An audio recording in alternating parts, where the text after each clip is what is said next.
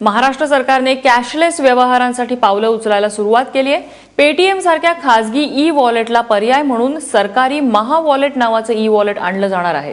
अद्याप देशात अशा प्रकारचं सरकारी ई वॉलेट कोणत्याही सरकारने आणलेलं नाहीये, त्यामुळे महा वॉलेट हे देशातलं पहिलंच सरकारी ई वॉलेट असेल।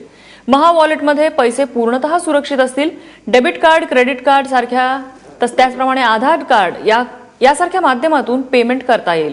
नोटाबंदीमुळे एटीएम बाहेर रांगा लागलेल्या आहेत, त्यामुळे बहुतेक जण आता कॅशलेस व्यवहार करतायत। सरकारकडूनही कॅशलेस व्यवहारासाठी प्रोत्साहन दिलं जात आहे, त्यामुळे महा वॉलेट सारखे ई वॉलेट्स हे यामध्ये महत्त्वाची भूमिका बजावणार आहेत।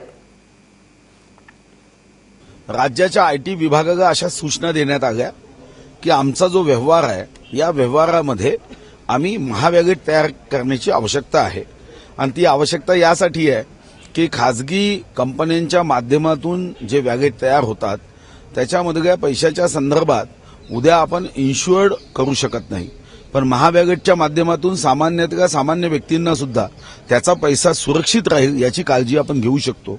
आपल्या बँकांमध्ये 1 लाख रुपयापर्यंत डिपॉझिटला आपण सुरक्षितता देतो, महावॅलेटमध्ये सुद्धा ही सुरक्षितता असेल।